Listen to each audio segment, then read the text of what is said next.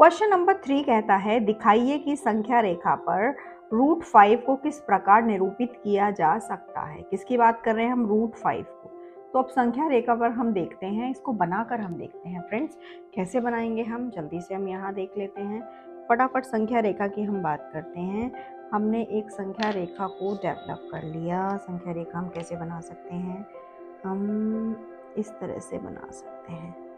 हमने कोई संख्या रेखा रखी, इस संख्या रेखा में हमने एक पॉइंट बनाया जिसको हमने 0 दिया, एक पॉइंट बनाया जिसको हमने 1 दिया, एक पॉइंट बनाया जिसको हमने 2 दिया। ठीक है, हमने इस तरह से बनाया। अब हम सबसे पहले शुरुआत से आपको ये बना के दिखाएंगे। शुरुआत से हम कैसे बनाएंगे, सबसे पहले हम √2 बनाते हैं। अब √2 आप सभी ने होपफुली एग्जाम्पल में दिया हुआ है, तो आपने देख भी लिया होगा। 1 पर सेम हम एक 90 डिग्री वाला क्या एक रेखा खींचेंगे, एक लाइन खींचेंगे, उसको हम मिला देंगे 0।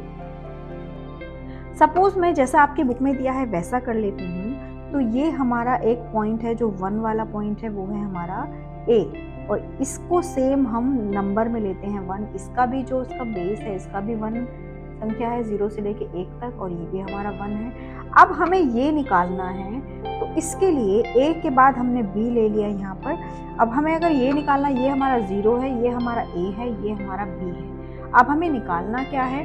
हमें निकालना है OB। ये वाली संख्या हमें निकालनी है, जिसे हम कहते हैं बड़ी वाली संख्या हाइपोटेनस, यानी कि कर्ण। हिंदी में इसे क्या कहते हैं? हिंदी में इसे कर्ण कहते हैं।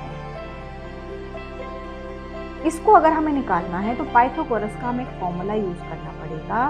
वो फॉर्मूला क्या है? फॉर्मूला है AB का स्क्वायर प्लस OA का स्क्वायर। OA आपकी ये है, AB आपकी ये मीन्स कर्ण का स्क्वायर इज इक्वल्स टू, सबसे पहले यहाँ पे है AB यानी कि परपेंडिकुलर। अब परपेंडिकुलर को क्या कहते हैं? लंब। लंब का स्क्वायर और आधार, आधार का स्क्वायर। ठीक है, इस फॉर्मूले से हम इसकी वैल्यू निकालेंगे। अब देखिए हम कैसे निकालेंगे। बहुत ही इजी मेथड है, आपको बहुत जल्दी से समझ में आ जाएगा। कैसे निकालेंगे देख लेते हैं हम जल्दी से। यहाँ पर हम इसको हमें निकालना है, तो इसको हम OB का स्क्वायर ही लिखेंगे, और AB की जगह कितना नंबर है? 1, और OA की जगह भी क्या है? 1। 1 का स्क्वायर, 1 का स्क्वायर, दोनों का स्क्वायर अगर हम कर देंगे तो 1 के साथ आप कुछ भी करिए 1 ही आना है। तो 1 + 1 क्या हो गया आपका? 2 हो गया। और यहाँ पे क्या है? O और B का स्क्वायर। अब ये स्क्वायर हमारे मैथमेटिक्स में हमारे पास एक टर्म है कि इधर का स्क्वायर इधर जाके रूट में चेंज हो जाता है, परिवर्तित हो जाता है। तो ये वाला स्क्वायर जब इधर गया तो क्या बन गया? वो √2। अब क्या हम इस √2 को आगे कहीं कुछ भी चेंज कर सकते हैं? नो, हम चेंज नहीं कर सकते। इट मीन्स OB हमारा क्या था? OB हमारा था कर्ण, और कर्ण हमारा क्या आ गया निकल के? √2। तो जो ये वाली वैल्यू थी हमारी H की वैल्यू जो क्या आ गई? वो हो गई √2। इसकी वैल्यू 1 है, इसकी वैल्यू 1 है, इसकी वैल्यू क्या आ गई? √2। अब सपोज हम इसी सेम प्रोसेस को आगे दोहराते हैं, सेम प्रोसेस को आगे दोहराते हैं। अब हम यहाँ पे इसको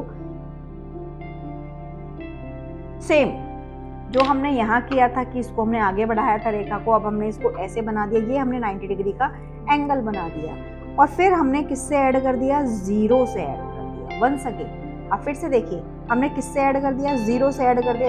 इसको नंबर मान लिया हमने C। सेम हमने इसको भी 1 ले लिया, जैसे हमने इसको 1 लिया था सेम हमने इसको 1 ले लिया। अब हमें पता है इस वाली संख्या की जो वैल्यू है वो है √2 जो हमने अभी निकाली है, और इसकी क्या है? 1। अब हमें किसकी निकालनी है? O और C की वैल्यू निकालनी है।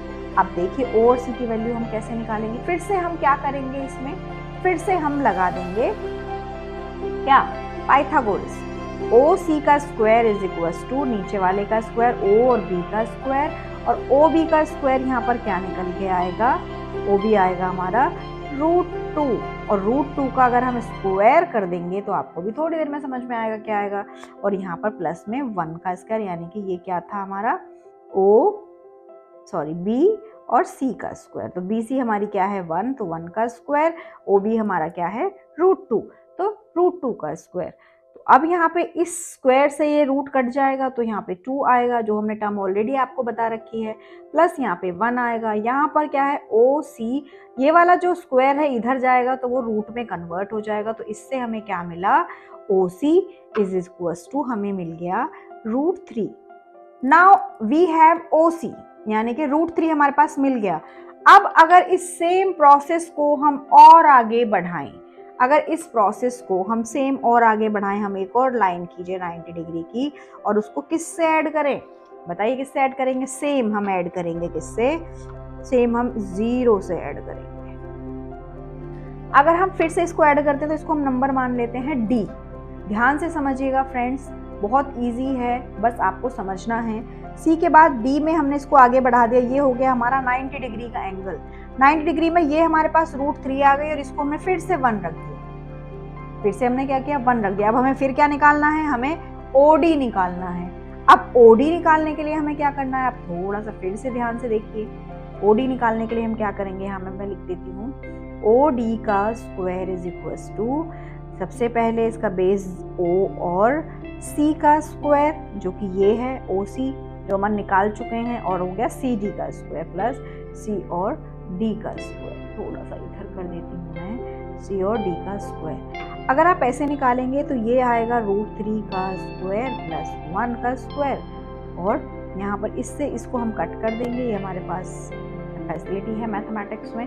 तो ये क्या हो गया, आपका 4 आ गया, और इधर क्या है, OD का स्क्वायर। ये वाला स्क्वायर अगर इधर जाएगा तो क्या हो जाएगा, √4, इधर क्या बचेगा, O और D, √4। अब √4 जो 4 है वो किसका स्क्वायर है, परफेक्ट स्क्वायर है 2 का। तो हमने क्या किया, इसको इस फॉर्म में रख दिया। अब जब इससे कट हुआ तो ये क्या आ गया, ये 2 आ गया। अब 2 तो हमारी अपरिमेय संख्या नहीं है, देखिए √2 भी हमारी अपरिमेय संख्या थी, √3 भी अपरिमेय संख्या थी, जिसको हम p/2 की फॉर्म में नहीं रख सकते। लेकिन अगर हम 2 की बात करें तो 2 तो हमारी परिमेय संख्या है, जिसे हम 2/1 रख सकते हैं। वो क्या है, एक हमारी परिमेय संख्या है। तो अब हमारे पास एक कॉन्सेप्ट तो ये हो गया, क्योंकि उसमें क्वेश्चन में कहा है 4 को भी देखिए और 5 को भी देखना है हमें। 4 और 5 दोनों को हमें यहाँ पे निरूपित करना है, इट मीन्स बनाकर आपको दिखाना है, जिससे आपको पता लग जाए कि 4-5 में डिफरेंसेस क्या होंगे। तो अब 4 का आपको समझ आ गया। अब हम आगे चलते हैं इसी नंबर लाइन पर जो हम फॉलो अभी इस टाइम कर रहे हैं। अब सपोज मैं कोई दूसरा कलर ले लेती हूँ, जस्ट लाइक दिस। अब हम सेम इस नंबर लाइन को आगे और करते हैं। सपोज मैंने इस नंबर लाइन को एक नंबर और आगे बढ़ा दिया, सेम जैसे हमने A से लेके B किया, B से C, C से D और D से अब हमने कर दिया E। हमने चेंज नंबर ले लिया है। अब देखिए इस E को हम किससे प्लस करेंगे, 0 से, सेम नंबर। ये 90 डिग्री का एंगल है, इसकी जो वैल्यू है वो है 2, ये वैल्यू क्या है 1, क्योंकि अभी हमने निकाली है 2। कहाँ निकाली थी, जल्दी से देख लीजिए। अभी हमने निकाली है यहाँ पे क्या, 2 वैल्यू किसकी, OD की। अब सेम यहाँ पर आइए, O और D की वैल्यू क्या है यहाँ पे 2, जो अभी हमने निकाली है। अब हमें वैल्यू निकालनी है OE की, जिससे हमें क्या मिलेगा, जिससे हमें मिलेगा √5, जो हमारे क्वेश्चन का आंसर है। इसको कंप्लीट समझना बहुत ही इंपॉर्टेंट है। अब OE की वैल्यू हमें निकालनी है पाइथागोरस से। OE के लिए सबसे पहले हमें OD का स्क्वायर करना पड़ेगा, उसे प्लस करना पड़ेगा DE के स्क्वायर से।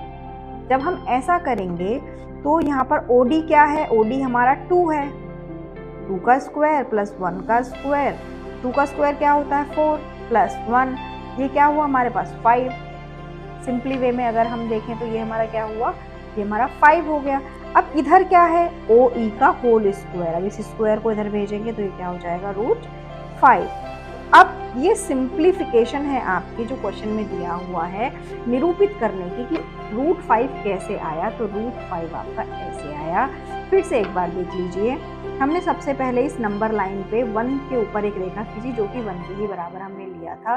फिर हमने पाइथागोरस की प्रमेय लगाई, और उस प्रमेय का फॉर्मूला क्या था, प्रमेय का फॉर्मूला था ये वाला फॉर्मूला हमने यहाँ पे लगाया था, और इस फॉर्मूले से ही हमने फिर इसकी वैल्यू निकाली। फिर हमने आगे इसको सेम प्रोसेस किया, बी से सी की तरफ किया, यहाँ पर इसकी वैल्यू थी 1, इसकी थी √2, फिर हमने √3 मिली, फिर हमने आगे इसे कर दिया, फिर 1 लिया, फिर √3 और 1 को पाइथागोरस प्रमेय में लगाया, फिर हमें आंसर आया 2।